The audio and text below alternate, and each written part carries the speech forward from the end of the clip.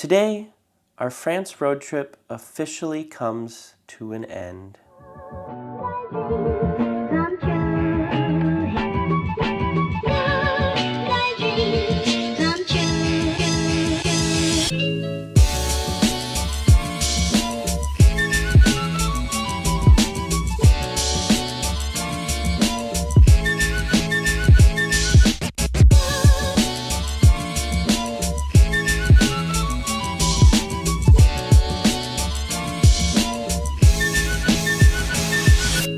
Welcome to day 7 of our French road trip.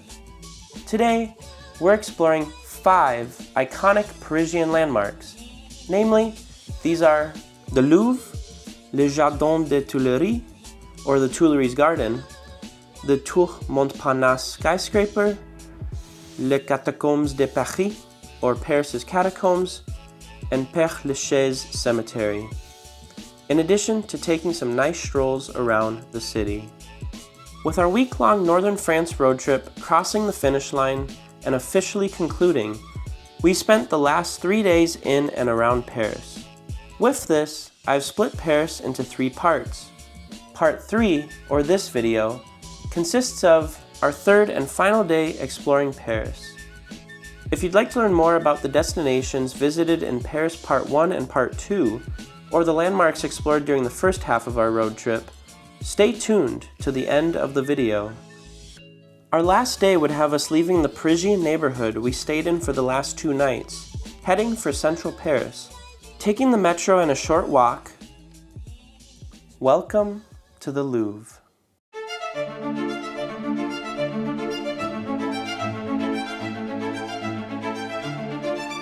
The Louvre is not just a museum.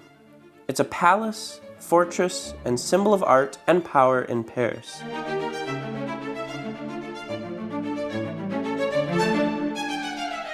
Originally built as a fortress by King Philippe Augustus around 1190, it was transformed over centuries into a royal palace before becoming a public museum during the French Revolution, with a total floor area of approximately 244,000 square meters or 2.6 million square feet. Its doors opened on August 10th, 1793 with only 537 art pieces. Today, it houses around 500,000 art pieces, though only a fraction are on display at any time. At over 3 miles long, with around 35,000 works of art on display at a given time, it would take you 3 months to see every individual piece within the Louvre if you stopped at each one continuously for only 4 seconds. The Louvre houses world-famous works like the Mona Lisa, Liberty Leading the People, the Raft of the Medusa, the Wedding at Cana, the Coronation of Napoleon, Venus de Milo, the Winged Victory of Samothrace, and many more. Knowing this, you've probably already made the assumption that my first tip when visiting the Louvre is to make a plan of what pieces you want to see. And you would be correct. What I did when visiting was make a list of the top 10 or so famous pieces I wanted to see, tried to visit them in an efficient manner so I wasn't going back and forth, and then made sure to just enjoy my walk around the most visited museum in the world. This significantly reduces the stress of trying to see everything in one go. The Louvre is split into 3 wings, the Denon, Richelieu, and the Sully wings. Each wing houses different collections, and a very informative paper map is provided at the entrance.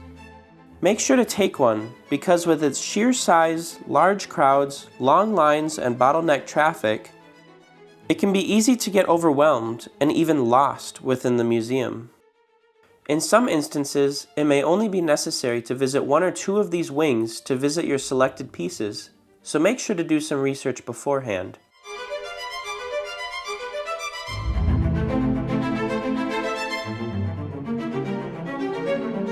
My second tip is, make sure you book tickets in advance. We actually made this mistake firsthand and were unable to go inside the Louvre during this first visit to Paris, but it opened up doors to visit many other places that we wouldn't have seen otherwise. In other words, the places we will see in this video. The footage you have just seen from the inside of the museum are from my second Paris visit, a week before the 2024 Summer Olympics. A more detailed interior tour will be given at that time. Lastly, even if you don't have a ticket, feel free to visit the Carrousel du Louvre shopping mall underneath the Louvre.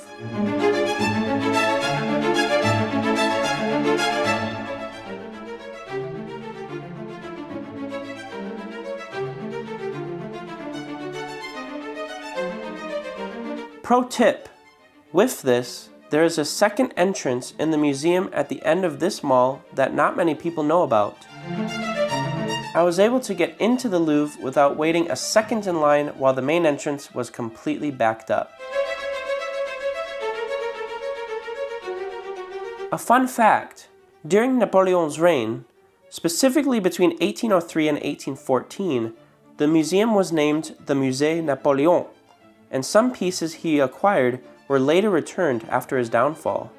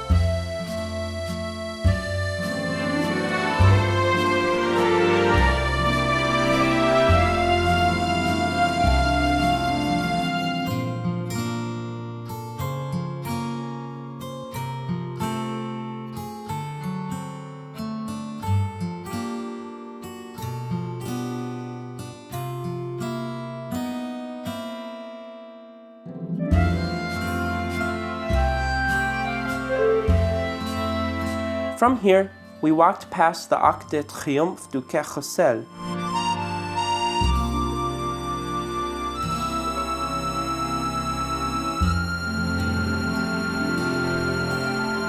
Built in the early 1800s to commemorate Napoleon's military victories, to the Tuileries Gardens next door. Le Jardin des Tuileries, or the Tuileries Gardens, is the elegant green ribbon between the Louvre and the Place de la Concorde. It was originally commissioned by Catherine de' Medici. Sound familiar? In 1564, as a garden for her Tuileries Palace, which no longer exists due to being burned during the Paris Commune in 1871 and formally demolished in 1883. In 1664, landscape architect André Lenotre redesigned it in classic French garden style: symmetry, long vistas, and sculpted hedges. You'll find the octagonal basin, grand pathways, and many classical statues, some being copies of Roman originals, scattered throughout.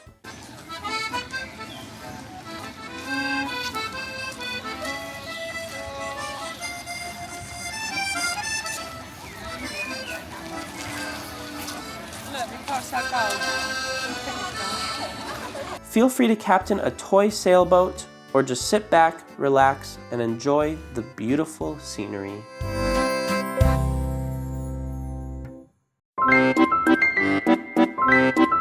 I would recommend walking here during mornings or evenings for pretty sunrises or sunsets, and when it is less crowded. In addition to this, I would like to just take a few seconds to address a very common problem that many tourists run into when visiting popular European cities. Aside from the pickpocketing, many tourists, including me right in these gardens, have had individuals with clipboards walking up to try to get them to sign a survey. I'm sure most of you already know to avoid these situations. But you may ask, how? After speaking with a local, I was given the very helpful advice of pretend you don't speak English or the native language of the country you are in. Believe me, it works wonders.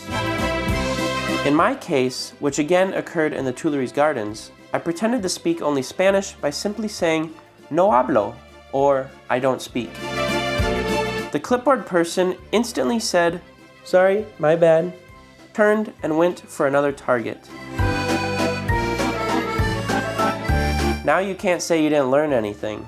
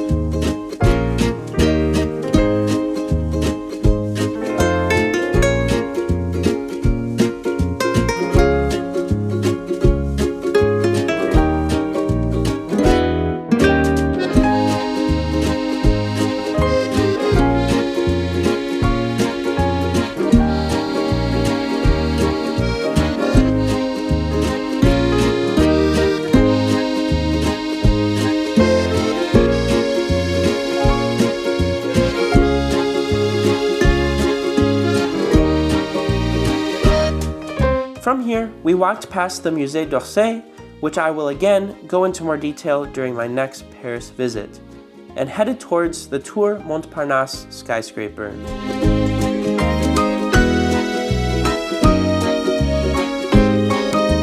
When visiting modern-day Paris, it's pretty hard to see the elegant Eiffel Tower without seeing, in many people's opinions, the eyesore behind it. Namely, the modern-looking Tour Montparnasse skyscraper.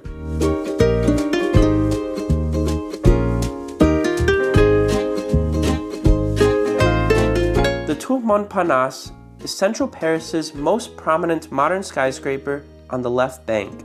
Completed in 1973, it stands about 210 meters or about 700 feet tall with a roof viewing deck. The skyscraper was built as a result of a 1960s plan to redevelop the Montparnasse area into a modern business district.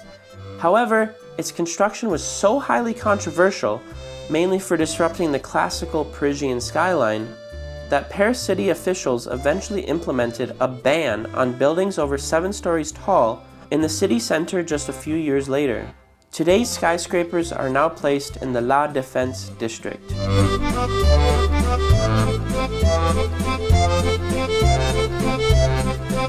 While controversial for breaking Paris's traditional skyline, Tour Montparnasse is one of the only buildings in central Paris that is over 7 stories tall. This means it offers arguably the best panoramic views of classical Paris, especially with the Eiffel Tower in frame. While we did not go up ourselves, for those who may want to skip the long lines of the Eiffel Tower or are looking for a more budget-friendly option, the 360-degree view from Tour Montparnasse is a good substitute. Next up, Les Catacombes de Paris, or the Paris Catacombs. Viewer discretion is advised for this portion of the video that contains graphic content that some viewers may find disturbing. For this, we head deep underground to a network of ossuaries that stretch for over 300 kilometers or around 200 miles and contain the remains of more than 6 million people. In 1780, burials within Paris were banned due to public health issues and overflowing cemeteries. The ossuary was consecrated in 1786, and its last bone deposits were placed in 1860. Bone transfers from the Cimetière des Innocents, or the Holy Innocent Cemetery, and other closed cemeteries helped populate the tunnels. Today, the remains are stacked in various patterns along the walls. Skulls, femurs, and inscriptions reminding visitors of the passage of time.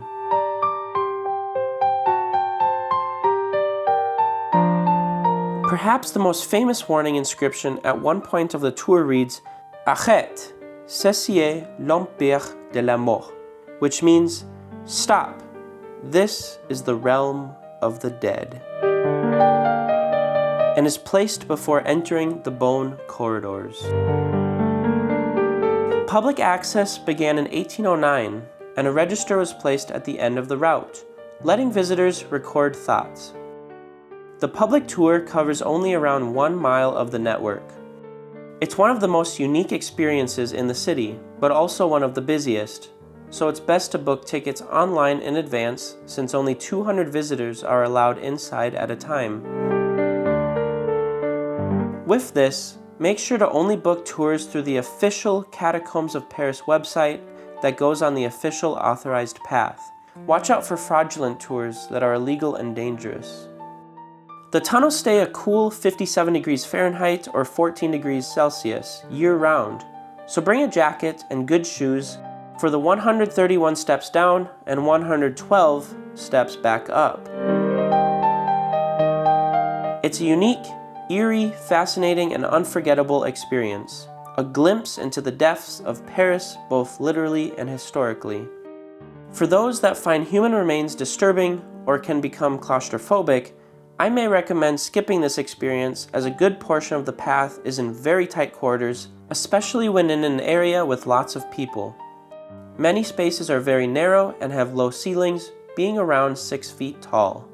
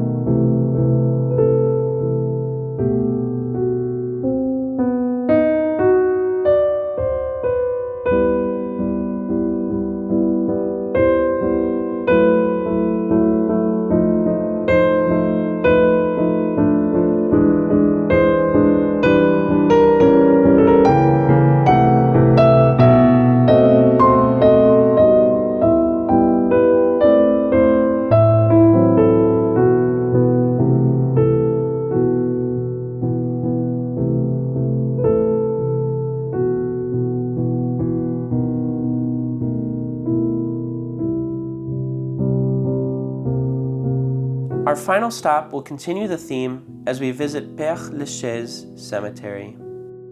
Paris's largest and most visited cemetery, founded in 1804, It was named after Père François de la Chaise, the confessor to Louis XIV. Designed by Alexandre Théodore Brongniart, with English-style garden paths, the cemetery is as much a park as a resting place. In its early years, it was unpopular with only 13 graves in its first year, until officials transferred the famous remains of Molière and Jean de La Fontaine to attract burials in 1817. Over time, it grew greatly. Today, it contains approximately 70,000 graves and monuments. However, the total number put to rest here is estimated to be over 1 million people.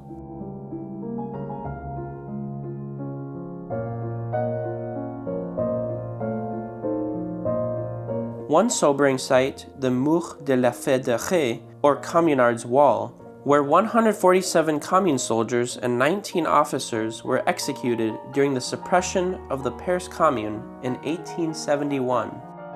At Père-Lachaise, people pay pilgrimage to famous tombs.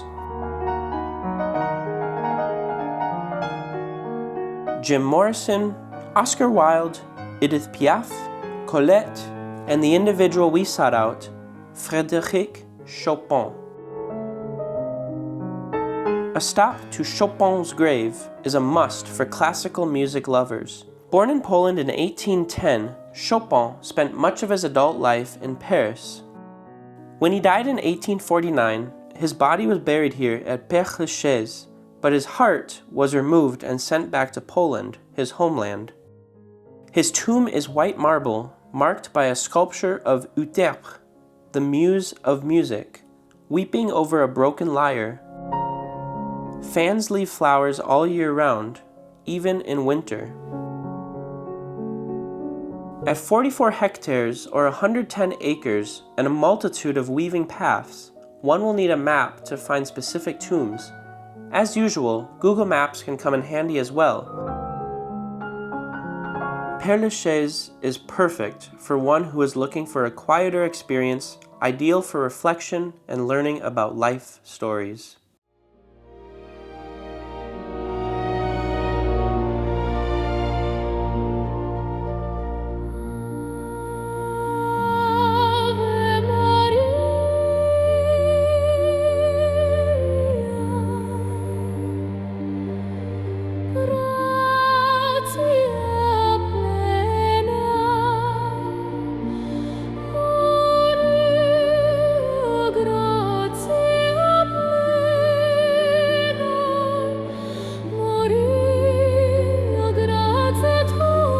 As we wrap up part 3 and the last day of our France road trip series, we took some time to wander Paris. Taking in the unparalleled scenery for the last time, there's a magic in just walking, pausing, and absorbing it.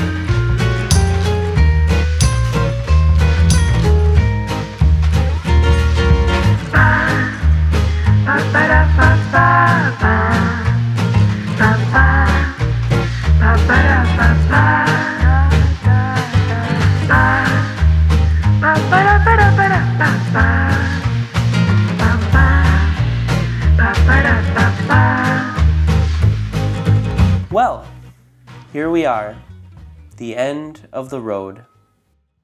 On this trip, we visited quaint countrysides, elegant chateaus,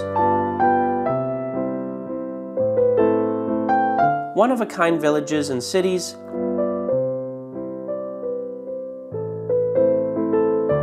revisited layers of history,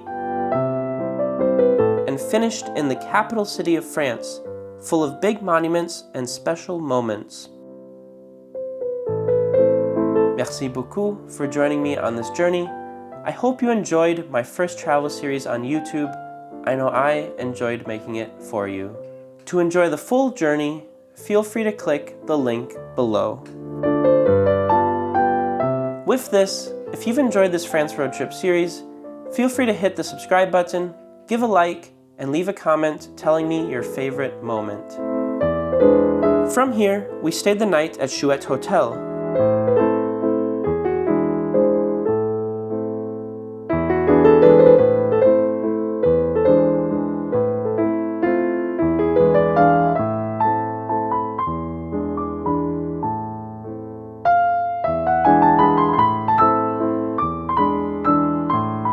And early the next morning, we traveled to Gare du Nord.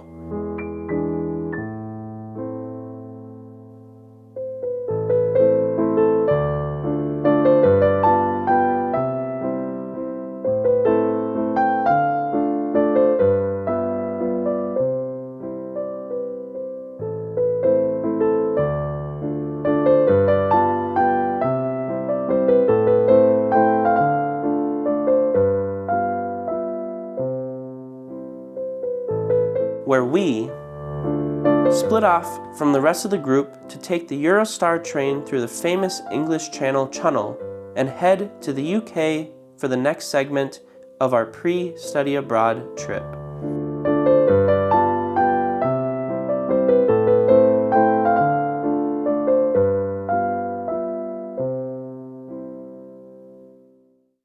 I also plan to make a special edition video between these two series, which I hope you will return to see. A bientôt, until our next adventure. I think what I dream is what you make it. Always try to give.